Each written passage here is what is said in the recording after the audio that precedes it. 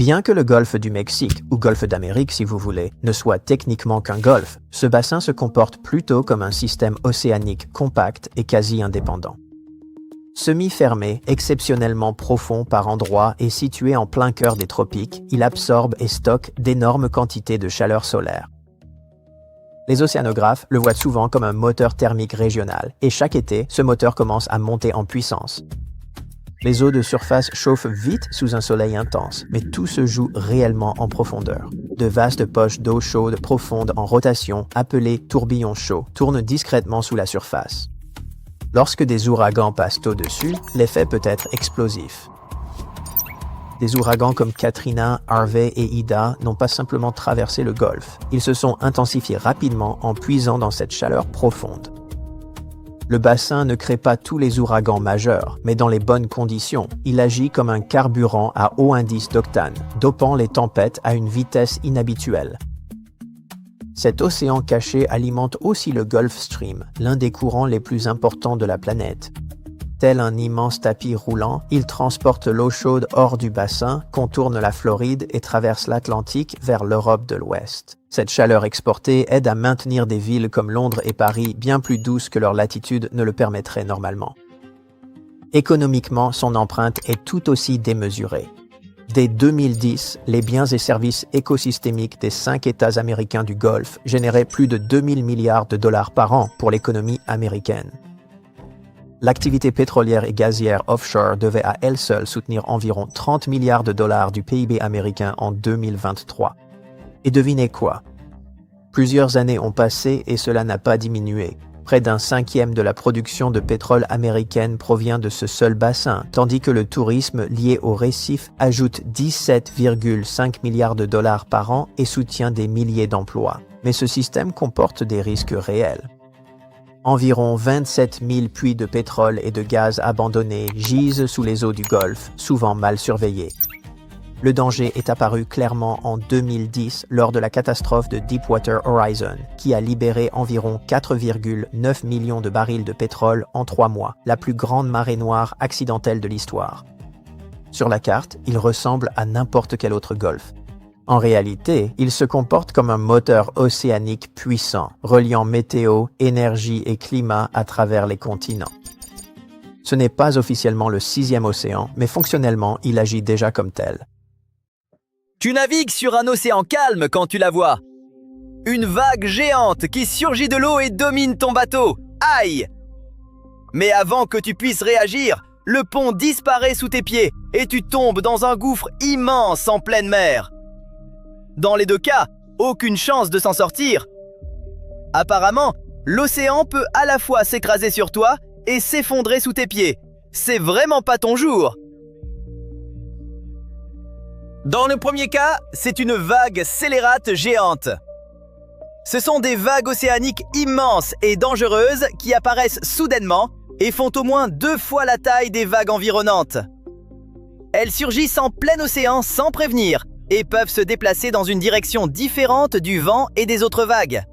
Elles sont extrêmement dangereuses, même pour les gros navires, car elles se forment très vite et atteignent des tailles exceptionnelles. Mais il existe une menace encore plus effrayante dans l'océan, les creux scélérats. Ce sont des fosses massives dans l'eau, et jusqu'à récemment, personne ne pouvait confirmer leur existence. C'est l'opposé des vagues scélérates. Au lieu d'une énorme vague qui se dresse, ce sont des creux profonds qui apparaissent soudainement, parfois juste avant ou après une grosse vague. L'eau chute brutalement, souvent entourée de vagues normales de chaque côté. Quand la différence entre le sommet des vagues et le fond du creux est bien plus grande que la normale, c'est tout aussi dangereux pour les navires qu'une vague géante de 25 à 30 mètres. Les scientifiques ont découvert que les grandes vagues et les creux profonds se produisent souvent ensemble, donc le danger est doublé. Le projet MaxWave de l'ESA étudiait les vagues scélérates quand ils ont trouvé des preuves de l'existence des creux scélérats. Ensuite, des chercheurs ont même recréé ces creux dans un grand bassin pour les étudier en sécurité. Et ils ont découvert que les vagues scélérates et les creux scélérats proviennent du même schéma caché dans l'océan. En fait, le projet MaxWave n'a pas officiellement classé les creux scélérats comme un type de vague distinct. Mais les scientifiques ont remarqué quelque chose d'inhabituel dans leurs données. Ils ont vu des creux profonds à la surface de l'océan apparaître en même temps que de très hauts pics de vagues. Cela suggérait que les creux scélérats pouvaient exister, mais il n'y avait pas assez de preuves pour le confirmer. Pour tester cette idée, une équipe de chercheurs de l'université de Kyoto a recréé des vagues océaniques dans un long bassin d'environ 15 mètres. Ça fonctionnait comme un mini-océan contrôlé où les scientifiques pouvaient ajuster la taille et la vitesse des vagues. Dans ce bassin, ils ont réussi à créer à la fois des vagues scélérates géantes et des creux scélérats profonds. Les creux scélérats ressemblent à des vides soudains dans l'eau, des creux profonds entourés de vagues normales, comme si l'océan s'enfonçait brièvement à un endroit. C'est comme un nid de poule qui apparaîtrait soudainement sur la route, mais rempli d'eau en mouvement au lieu d'asphalte. Imagine les vagues normales comme des bosses rapides et répétées qui traversent l'eau. Maintenant, imagine une vague beaucoup plus grande et plus lente par-dessus. Elle ressemble à une colline ondulante qui soulève et abaisse tout sur son passage. Cette grande vague contrôle la puissance des petites vagues. Si la colline atteint une vague pile quand elle est à son point le plus haut, la vague devient une énorme vague scélérate, comme si on empilait une vague sur une autre. Mais si cette même colline pousse vers le bas quand une vague est à son point le plus bas, elle crée un creux profond dans l'eau. C'est comme si l'océan s'effondrait sous tes pieds. C'est le même processus, juste avec un timing différent. Parfois, ça crée un mur d'eau géant, et d'autres fois, une chute soudaine et dangereuse. Les résultats de l'expérience correspondaient aux prédictions mathématiques. Ils ont prouvé que ces schémas de vagues étranges n'étaient pas qu'une théorie, mais quelque chose qui peut vraiment se produire dans l'océan.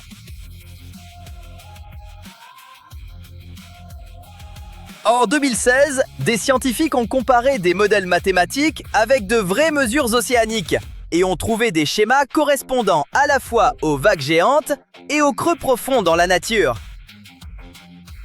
Bien sûr, dans le vrai océan, ces formes ne sont pas aussi lisses que dans les expériences. Les vagues ont souvent des bords plus irréguliers, comme une colline plus abrupte d'un côté que de l'autre. Mais malgré ces différences, elles suivent la même structure cachée. Cela confirme que les vagues scélérates et les creux scélérats sont deux formes du même phénomène océanique, juste façonnées différemment par le timing et l'énergie. En attendant, on ne connaît toujours pas vraiment l'océan. La majeure partie reste un mystère. Moins d'1 millième du fond marin a été observé de près. Imagine la taille de Rhode Island ou du Luxembourg. Au choix! Ce petit bout, c'est tout ce qu'on a cartographié. Tout le reste, les fosses profondes, les fissures, les grottes, les montagnes sous-marines massives restent floues sur nos cartes. Beaucoup de phénomènes sont aussi restés inexpliqués pendant des siècles. Par exemple, les marins rapportaient sans cesse des vagues énormes qui dominaient tout, parfois plus de 2 fois la hauteur des vagues normales. À l'époque, la plupart pensaient que c'était des exagérations. Tu sais, comme voir des sirènes ou un calmar géant. Mais ces vagues étaient bien réelles. En 1826, Dumont d'Urville, un officier de marine et explorateur français, naviguait dans l'océan Indien à bord de l'Astrolabe. Eh oui, un compatriote! Il a vu des vagues d'au moins 25 à 30 mètres pendant une violente tempête qui a coûté la vie à un membre d'équipage. À l'époque, les scientifiques pensaient que les vagues ne pouvaient pas dépasser 9 mètres. Alors, même si son récit semblait incroyable, D'Urville a insisté pour le consigner. Et devinez quoi? Au lieu d'être félicité, on s'est moqué de lui. Bon, j'arrête.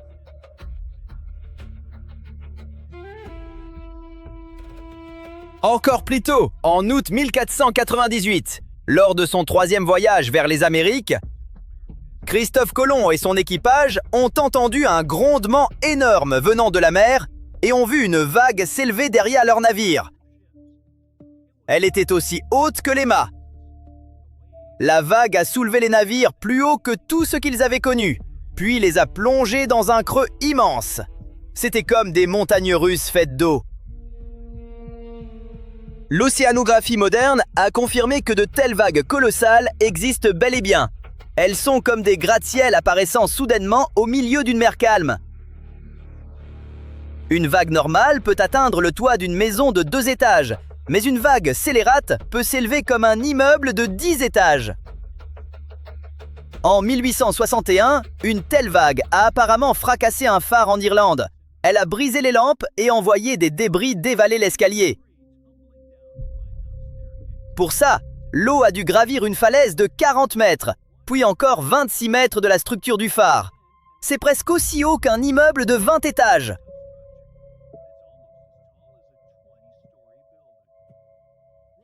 Les vagues scélérates apparaissent soudainement, souvent sans prévenir, en plein océan. Elles se forment quand les vents, les courants et les petites vagues s'alignent parfaitement, créant une seule vague géante bien plus haute que les autres. Ce ne sont pas des tsunamis, et elles ne sont pas causées par des séismes ou des volcans. Les physiciens modélisent ça avec l'équation de Schrödinger non linéaire, mais en gros, ça explique comment l'océan peut soudainement créer un mur d'eau géant. Le 1er janvier 1995, la vague de Dropner a frappé une plateforme gazière en mer du Nord, au large de la Norvège. Elle mesurait 26 mètres. C'était la première fois qu'une vague scélérate était officiellement enregistrée, prouvant que ces vagues monstrueuses étaient réelles. Mais les scientifiques les considéraient encore comme rares. En 2000, le projet MaxWave de l'Agence spatiale européenne a confirmé que les vagues scélérates étaient bien plus fréquentes qu'on ne le pensait. Grâce au radar des satellites de l'ESA, les scientifiques ont étudié l'océan mondial et trouvé de nombreuses vagues dépassant 25 mètres. Certaines des plus grandes atteignaient même 30 mètres près de Terre-Neuve. Soudain, ce qu'on prenait pour des histoires de marins s'est avéré terriblement réel. Le 17 novembre 2020, une bouée météo près de l'île de Vancouver, au Canada, a enregistré une vague très inhabituelle dans l'océan Pacifique. Elle atteignait environ 18 mètres, alors que les vagues environnantes ne faisaient qu'environ 6 mètres. Elle était donc bien plus grande que les vagues normales autour. Le 29 novembre 2022, une vague scélérate a frappé le navire de croisière Viking Polaris, près de l'Antarctique.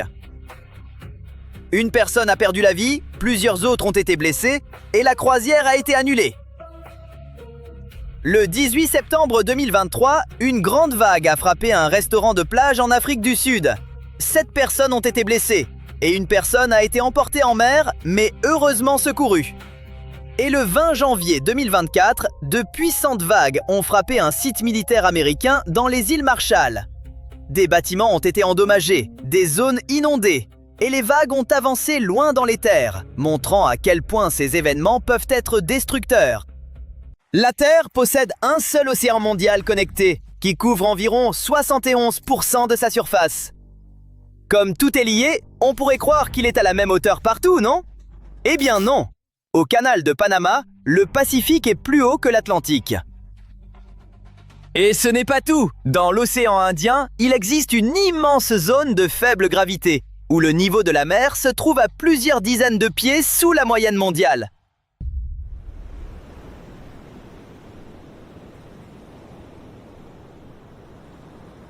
Commençons par le Pacifique. L'écart de hauteur moyen avec l'Atlantique n'est que d'environ 8 pouces. Mais c'est une différence stable, mesurée avec précision sur le long terme. On ne parle ni de vagues, ni de marée haute. D'abord, l'eau chaude se dilate. Or, le Pacifique est généralement plus chaud que l'Atlantique, donc son eau prend un peu plus de place. La salinité compte aussi. Dans de nombreuses zones, le Pacifique est moins salé. Une eau moins salée est moins dense, et une eau moins dense se tient un peu plus haut. Les courants et les vents jouent aussi. De puissants alizés, ces vents qui soufflent d'est en ouest, juste au nord et au sud de l'équateur, poussent d'énormes masses d'eau vers l'ouest à travers le Pacifique. Cette eau s'accumule contre les bords des continents. Mais le facteur le plus important et le plus surprenant, c'est que la gravité n'est pas la même partout sur Terre. Les continents, les îles et même les chaînes de montagnes sous-marines attirent la surface de l'océan. Autrement dit, l'océan suit le champ de gravité irrégulier de la Terre, pas une forme géométrique parfaite. Résultat, le niveau marin mondial peut varier de jusqu'à 3 mètres d'une région à l'autre. Imagine la difficulté de construire un canal entre ces deux océans. Les ingénieurs ont dû tenir compte de l'écart de niveau entre Pacifique et Atlantique pour bâtir le canal de Panama. Étonnamment, ce n'était pas l'obstacle principal. Il y en avait de bien pires, et on y revient tout de suite. Un jour, on a regardé Panama en se disant « Au fond, quoi de plus simple que de relier deux océans par un canal ?» Réponse : extrêmement compliqué. Le terrain panaméen est abrupt, boueux, pluvieux et instable. Ce n'était pas creuser dans un bac à sable, mais ouvrir une tranchée dans une montagne humide qui s'effondrait sans cesse. Les ingénieurs voulaient un canal au niveau de la mer, tout droit, pour que les navires passent sans écluse ni élévation. Mais Panama refusait de jouer le jeu. Chaque fois que les ouvriers entamaient un versant, la terre retombait aussitôt. Pendant la saison des pluies, les rivières inondaient tout et ensevelissaient le matériel. Puis les travailleurs tombaient malades en permanence. À l'époque, on comprenait encore mal que les moustiques transmettaient des maladies. Alors les épidémies décimaient les équipes. Des milliers de personnes ont perdu la vie. À la fin, le projet s'est effondré, au sens financier comme au sens physique. Des années plus tard, les États-Unis ont réessayé, mais cette fois en tenant compte de la nature. Au lieu de creuser tout droit au niveau de la mer, ils ont construit un immense système d'ascenseurs à eau. Voilà comment ça marche. Les navires entrent dans d'énormes bassins, puis les portes se ferment. Ensuite, l'eau monte et les soulève d'environ 85 pieds, soit à la hauteur d'un immeuble de 8 étages. Là-haut se trouve un immense lac artificiel. Les navires le traversent, puis redescendent de l'autre côté. En gros, on fait passer des bateaux par-dessus une colline à l'aide de baignoires géantes de la taille d'un gratte-ciel. Bon, revenons à la gravité terrestre. Oubliez l'idée d'une planète parfaitement ronde. Imaginez plutôt une pomme de terre cabossée en train de tourner. Le milieu bombe un peu à cause de la rotation. Et la croûte n'est pas uniforme non plus. La densité change sans cesse sous la surface. Certaines zones sont lourdes et denses, d'autres plus légères et plus flottantes. C'est ce qui dessine la gravité terrestre. C'est là qu'entre en scène le géoïde. C'est la forme qu'aurait l'océan s'il n'était modelé que par la gravité et la rotation de la Terre, sans vagues, sans vent et sans marée. Autrement dit, s'il flottait librement autour de cette pomme de terre bosselée. Au-dessus des zones denses, la gravité tire plus fort, donc l'eau s'y accumule.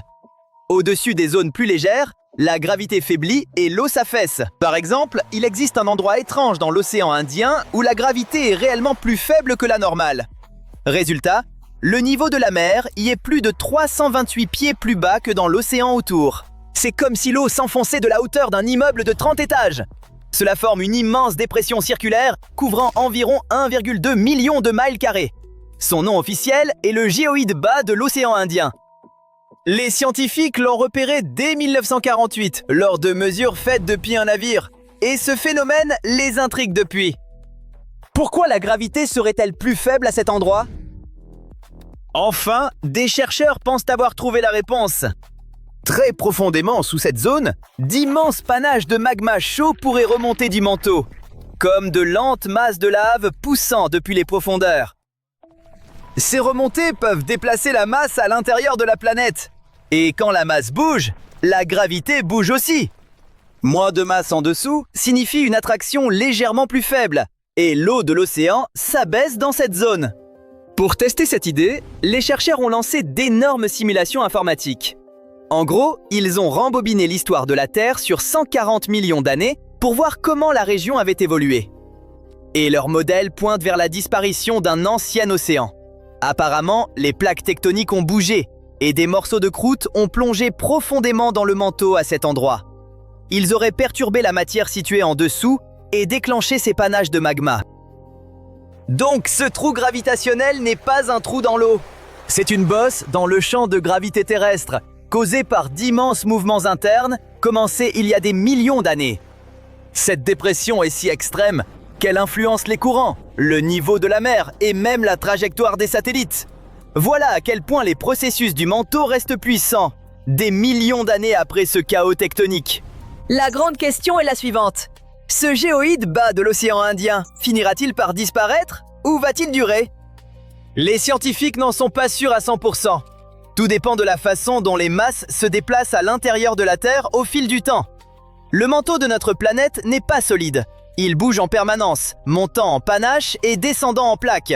Ces mouvements lents et profonds peuvent soit maintenir cette faible gravité pendant des millions d'années, soit finir par l'effacer. Imaginez une immense lampe à lave au ralenti sous l'océan. À l'échelle de centaines de millions d'années, cette masse pourrait assez bouger pour effacer le creux, ou pas. Quoi qu'il en soit, cette étude ouvre des pistes solides et donne envie d'aller plus loin. Les anciens travaux modélisaient seulement les plaques froides qui s'enfoncent dans le manteau.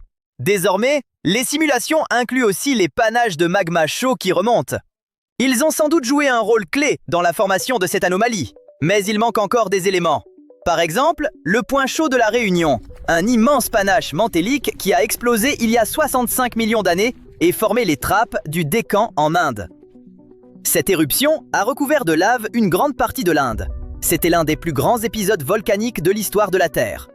Sans ce panache, dans la simulation, certaines prévisions du géoïde peuvent être fausses. Il existe aussi des écarts entre le modèle et la réalité. La forme prédite de la surface terrestre ne correspond pas parfaitement aux mesures, surtout dans le Pacifique, en Afrique et en Eurasie. Les chercheurs parlent d'une corrélation d'environ 80%. C'est solide, mais pas parfait. La simulation ne peut pas encore saisir tous les détails. Comme le résume l'auteur principal, nous ne savons pas exactement à quoi ressemblait la Terre il y a des millions d'années. Les plaques bougeaient, les océans se déplaçaient et les continents entraient en collision. Il reste donc bien des inconnus. Les modèles ne donnent qu'une idée approximative du passé. Malgré ces petites erreurs, l'idée essentielle reste la même. Le géoïde bas de l'océan Indien est immense et il a été façonné par de profonds panaches du manteau et d'anciens événements tectoniques. Il pourrait évoluer dans des centaines de millions d'années ou rester tel quel. Et surtout, il nous rappelle que la Terre n'est pas cette sphère parfaitement lisse qu'on aime imaginer. Que choisissez-vous d'écouter? De la musique, des podcasts, ou peut-être le murmure de la pluie, le crépitement d'un feu de camp? Mais avez-vous déjà songé à écouter l'océan? Non pas le fracas familier des vagues sur la côte, mais des sons captés dans les profondeurs glacées des fonds marins. Des sons qui vous parcourent d'un frisson. Des sons évoquant quelque chose de vaste, obscur, peut-être vivant. Et le plus troublant reste ceci. La nature réelle de certains de ces bruits demeure, encore aujourd'hui, totalement inconnue. En 1997, un phénomène étrange a résonné à travers le Pacifique. Très loin sous la surface, au large de l'Amérique du Sud, un son d'une puissance telle qu'il a immédiatement troublé les scientifiques fut détecté. Sa fréquence extrêmement basse, son intensité hors norme et son caractère inédit le rendaient unique. Ce signal reçut un nom simple, le bloop. À première écoute, ce terme paraît anodin, presque ludique. Pourtant, la réalité était tout autre. Sa puissance était telle qu'il fut capté par des instruments situés à près de 4800 km. Imaginez percevoir, depuis New York, un bruit émis à Los Angeles. Puis, imaginez cette onde traversant les profondeurs océaniques, semant l'effroi parmi la faune marine comme chez les chercheurs. Quelle qu'en fût l'origine, elle devait être gigantesque. Le signal présentait des motifs suggérant une origine biologique. Les baleines furent les premières envisagées. Toutefois, même la baleine bleue, plus grand animal connu, ne pouvait produire un son d'une telle intensité. Les chiffres ne concordèrent pas. C'est à ce moment-là que spéculations prirent le dessus. Si une entité pouvait être à l'origine du bloop, elle dépasserait en taille tout ce qui peuple actuellement les océans. L'imaginaire collectif s'emballa. Créatures colossales, monstres marins des temps anciens, le kraken. Certains évoquèrent même le fameux mégalodon, ce requin préhistorique supposé disparu depuis des millions d'années et vedette plus que récurrente de nos vidéos sympas. Le mystère s'épaissit encore lorsque les scientifiques localisèrent approximativement l'origine du son. Celui-ci provenait d'une zone proche du point de Nemo, l'endroit le plus isolé de la planète. Situé dans le Pacifique, Ce point se trouve à plus de 1600 km de toute terre émergée. Son isolement extrême lui vaut le nom de pôle océanique d'inaccessibilité. Rares sont les humains qui l'ont approché. En raison de cet éloignement, la zone sert de cimetière pour satellites hors service et débris spatiaux. Les engins désaffectés y étant dirigés pour s'y abîmer. Tout y est silencieux, désert, presque intact. Et pourtant, quelque chose de puissant s'est fait entendre non loin de là. Pour les amateurs d'horreur cosmique, ce détail évoquait quelque chose de troublant. Dans l'univers fictif de Lovecraft, la cité engloutie de R'lyeh repose sous l'océan, précisément dans cette région. Selon ces récits, c'est là que sommeille le terrifiant Cthulhu, entité monstrueuse et intelligente, plongée dans un long sommeil depuis des millénaires et prête à s'éveiller pour provoquer la fin du monde. Bien entendu, Cthulhu relève entièrement de la fiction, et Lovecraft ne l'a jamais nié. Toutefois, lorsqu'Internet établit ce rapprochement, l'idée se propagea rapidement. Mais la science finit par apporter une réponse. L'enregistrement du bloop demeure aisément accessible en ligne, et vous pouvez l'écouter par vous-même. Pourtant, son apparente banalité risque de vous décevoir.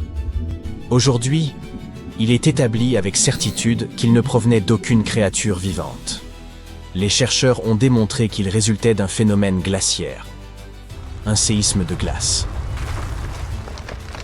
Ces événements surviennent lorsque d'immenses blocs se fissurent, se rompent et se détachent des glaciers, libérant une énergie considérable et produisant des sons à très basse fréquence capables de parcourir des océans entiers. Ces émissions peuvent rappeler des signaux biologiques, surtout lorsqu'elles sont captées à grande distance et altérées par l'eau. En comparant le bloop à d'autres enregistrements similaires, les scientifiques ont relevé des correspondances frappantes. L'origine n'était donc pas un monstre, mais l'Antarctique lui-même, en perpétuelle transformation. Pour beaucoup, cette explication suscita des sentiments partagés. Certains admettant même, sur des plateformes comme Reddit, qu'ils préféraient l'hypothèse d'une créature inconnue.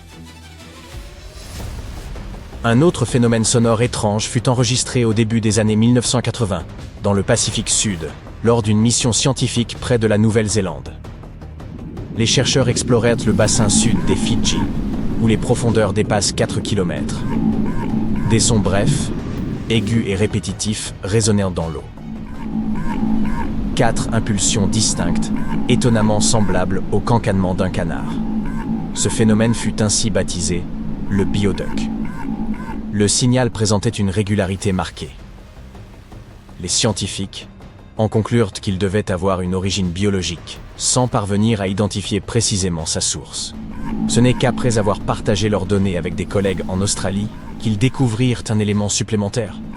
Des sons comparables avaient été captés dans d'autres zones maritimes de la région. Des décennies plus tard, l'énigme persiste. Certains chercheurs estiment que ces couacs ne sont pas aléatoires, mais pourraient constituer une forme de communication. Une hypothèse évoque les baleines de Minke antarctique, bien qu'aucune preuve directe ne le confirme. Il a également été observé que plusieurs sources sonores coexistaient. Lorsque l'une émettait un signal, les autres se taisaient, comme en attente. Il pourrait ainsi s'agir d'un échange résonnant dans les profondeurs, dans un langage qui nous échappe encore. Imaginez une alarme terrifiante hurlant dans un laboratoire secret, signalant qu'une créature venue d'ailleurs s'est échappée. Un son brutal, perçant, oppressant, capable de vous glacer instantanément. En août 1991, des scientifiques ont enregistré quelque chose de comparable. Non pas en laboratoire, mais dans les profondeurs du Pacifique. Sur de vastes étendues océaniques, un signal étrange et répétitif est apparu à différents moments. Il se composait de tonalités étroites et ascendantes, chacune durant plusieurs secondes. Les chercheurs ont baptisé ce phénomène upsweep. Il est le plus souvent détecté au printemps et à l'automne, ce qui suggère un lien possible avec des variations saisonnières de l'environnement ou de sa source. Mais son origine exacte demeure inconnue. La seule certitude dont disposent les scientifiques et que l'upsweep a été repéré à proximité de zones soupçonnées d'activité volcanique. Pourtant, si ce phénomène est naturel, pourquoi présente-t-il une telle régularité, une précision presque troublante? Il donne l'impression d'un signal artificiel, comme si une installation sous-marine dissimulée diffusait périodiquement un appel depuis les abysses. Depuis sa découverte en 1991, ce signal s'est progressivement atténué, renforçant encore son statut de phénomène parmi les plus énigmatiques jamais observés sous l'océan. Un autre son mystérieux est connu sous le nom de slow down. Comme son nom l'indique, ce signal voit sa fréquence diminuer progressivement sur environ 7 minutes avant de s'éteindre complètement. Il a été enregistré en mai 1997 par un réseau d'hydrophones situé dans le Pacifique équatorial oriental. De prime abord, il ne semble pas particulièrement puissant. Mais voici ce qui le rend troublant. Il a été détecté par 3 capteurs distincts, espacés d'environ 5000 km. Imaginez alors son intensité près de la source. Alors, quelle était son origine? La théorie la plus admise suggère qu'un immense iceberg en dérive aurait lentement cessé sa course avant de s'échouer. L'hypothèse est étonnamment crédible. Un bloc de glace colossal racle le fond marin, avançant péniblement jusqu'à l'arrêt. La localisation renforce cette idée, puisque le signal provenait de zones peu profondes, proches de petites îles. Pour cette raison, de nombreux chercheurs classent le slowdown aux côtés du bloop parmi les bruits cryogéniques. Toutefois, cela reste une hypothèse. Et officiellement, l'origine du son n'a jamais été confirmée. Un autre enregistrement troublant provient également des profondeurs. Celui-ci évoque un gémissement, bien que les scientifiques l'aient baptisé whistle. Allez comprendre. Il fut capté en 1997 et donne l'impression dérangeante qu'une entité gigantesque repose au fond de l'océan, en sifflant. Les chercheurs pensent que cette source pourrait être un volcan sous-marin. En comparant ce signal à d'autres sons volcaniques enregistrés dans le Pacifique oriental, ils ont constaté de fortes similitudes. Il est fort probable que l'ensemble de ces sons ait une origine naturelle, qu'il s'agisse d'éruptions volcaniques ou de mouvements d'iceberg. Néanmoins, leur écoute demeure inquiétante, et se trouver à proximité immédiate d'un volcan sous-marin en activité serait, sans aucun doute, une expérience particulièrement éprouvante. Tu m'étonnes. Depuis des millions d'années, quelque chose se tapit dans les profondeurs de l'océan. Vous ne pouvez ni le voir, ni le toucher, ni le cartographier au sonar, et pourtant il retient des espèces entières, là où elles se trouvent. Récemment, des chercheurs ont identifié ces victimes, d'étranges cousins de méduses quasi identiques, sauf pour un détail singulier. L'une parcourt les océans du monde, l'autre reste prisonnière de l'Arctique, incapable de s'échapper. Qu'est-ce qui l'en empêche? Ce n'est ni la glace, ni la terre, ni même la profondeur, mais quelque chose de bien plus étrange. Examinons de plus près ce mystère. Les méduses concernées appartiennent à une sous-espèce au nom aussi complexe que difficile à prononcer, aussi vais-je m'en abstenir. Le voici. Elles vivent à de très grandes profondeurs, entre 1000 et 2000 mètres environ. Si profondément que la lumière du soleil n'y parvient même pas. Ce qui est étrange, c'est que certaines arborent un petit bulbe au sommet de leur corps en forme de parapluie, d'autres non. Cette infime différence détermine entièrement leur destin. Celles avec bulbe voyagent à travers tous les océans. Celles qui en sont dépourvues restent confinées dans l'Arctique, comme condamnées à y demeurer. Pour élucider ce phénomène, le scientifique Javier Montenegro et son équipe ont passé en revue plus de 120 ans de photographies et d'observations de méduses, puis ont ajouté des analyses ADN modernes. Les résultats sont étonnants. Sur le plan génétique, les méduses arctiques, qu'elles présentent un bulbe ou non, sont identiques aux espèces à bulbe de l'Atlantique Ouest. Cependant, en dépit de cette similarité, seules les méduses sans bulbe demeurent piégées au nord. Qu'est-ce qui les retient? Il ne s'agit ni d'un mur sous-marin géant, ni d'une barrière rocheuse. Les scientifiques estiment que cette barrière est d'ordre biologique ou géographique, à l'instar de la ligne Wallace, la frontière invisible de la nature. Imaginez naviguer en Indonésie, de Bali à Lombok. À peine 35 km à franchir, pas de quoi faire une sieste prolongée sur le pont du bateau. Une fois arrivés, les plages semblent identiques, le climat semblable. Les palmiers se balancent tous de la même manière. Pourtant, en observant la faune, vous pénétrez dans un tout autre univers. Oiseaux, mammifères, même reptiles ne correspondent soudainement plus à ce que vous veniez de voir un peu plus tôt. Cette ligne invisible séparant les deux mondes est précisément la ligne de Wallace. L'histoire débute en 1859. Alfred Russel Wallace, naturaliste britannique, parcourait alors les Indes orientales. En passant d'une île à l'autre, il observa quelque chose d'inexplicable. Sur les îles occidentales, comme Bornéo et Bali, les animaux semblaient typiquement asiatiques.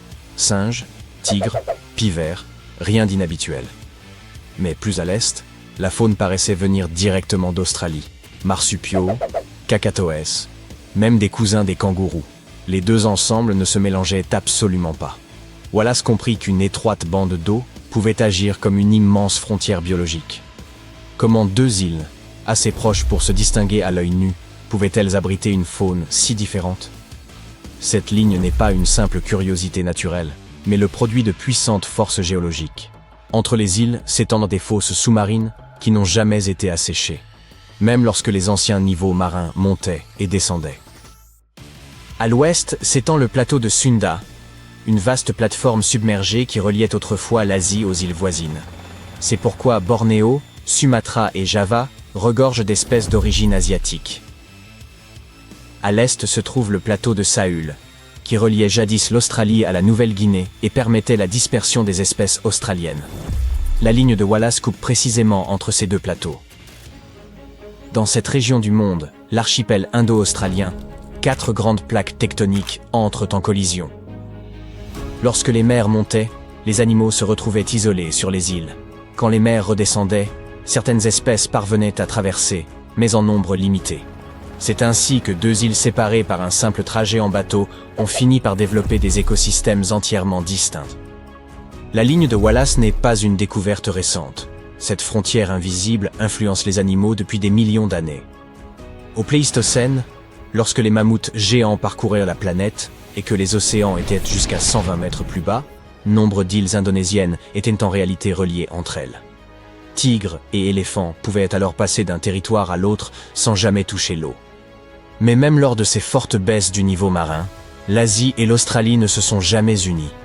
Il subsistait toujours entre elles une bande d'eau très profonde. Cet intervalle aquatique agissait comme un mur infranchissable. Depuis plus de 50 millions d'années, il empêche le mélange des espèces. Maintenant la faune asiatique d'un côté et l'étrange faune australienne de l'autre. Cette zone centrale d'îles, coincée entre les deux continents, porte le nom de Wallacea. Seuls les animaux capables de nager, de voler ou de franchir la haute mer ont pu s'y installer. Tous les autres sont restés chez eux, sans aucune exception. Comme vous le voyez, il existe presque toujours une explication logique et scientifique à la plupart des phénomènes terrestres. Peut-être saurait-on en trouver une pour ces méduses prisonnières. Il semblerait que le problème se situe dans la dérive nord-atlantique, un courant chaud issu du Gulf Stream. Les chercheurs ignorent encore pourquoi, mais quelque chose dans cette zone empêche les méduses dépourvues de bulbes de progresser. Une hypothèse avance que les prédateurs au-delà de la dérive seraient trop dangereux pour ces animaux.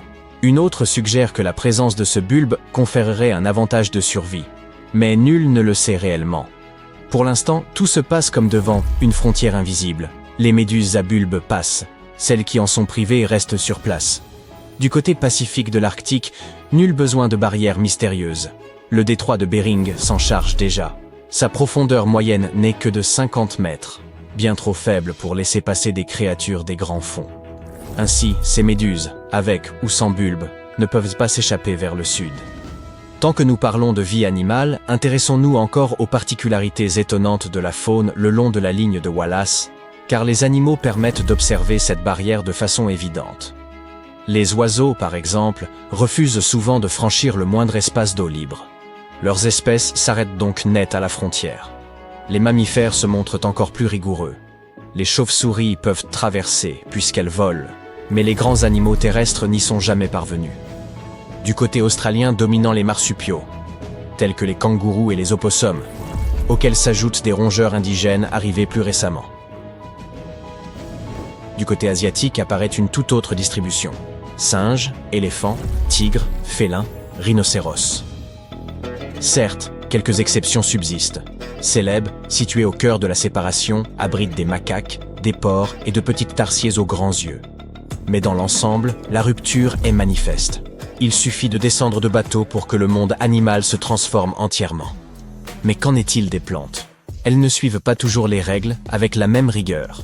Les graines peuvent se fixer aux oiseaux, flotter à la surface de l'eau ou être emportées par le vent. Mais même ici, la ligne de Wallace se fait sentir. Prenez les eucalyptus. Ils sont aussi emblématiques de l'Australie que les kangourous, et presque aucune espèce ne parvient à gagner l'Asie. Il n'existe qu'une seule exception, qui est apparue, on ne sait comment, à Célèbes et aux Philippines. C'est là toute la magie de la ligne de Wallace. Deux îles peuvent sembler identiques, même climat, même forêt, parfois assez proches pour être visibles de part et d'autre du détroit, mais leur faune diffère comme le jour et la nuit. Et tout cela tient à une frontière invisible dans la mer, en place depuis des millions d'années. De telles découvertes peuvent paraître modestes, mais elles sont capitales. Elles révèlent qu'il subsiste dans l'océan des limites cachées, que l'humanité ne comprend pas encore. Ces barrières invisibles pourraient expliquer comment les animaux marins se dispersent, évoluent et survivent. Comme le soulignent les chercheurs, observer deux formes corporelles distinctes au sein d'une même famille génétique montre à quel point notre connaissance des méduses et autres organismes gélatineux est limitée. Quant à la ligne Wallace, elle demeure aujourd'hui l'un des mystères les plus fascinants de la biogéographie. Elle nous rappelle que la vie ne se répartit pas toujours de façon uniforme. Parfois, un simple bras de mer peut faire office de mur infranchissable. Les profondeurs marines recèlent bien plus de mystères que nous ne l'imaginions.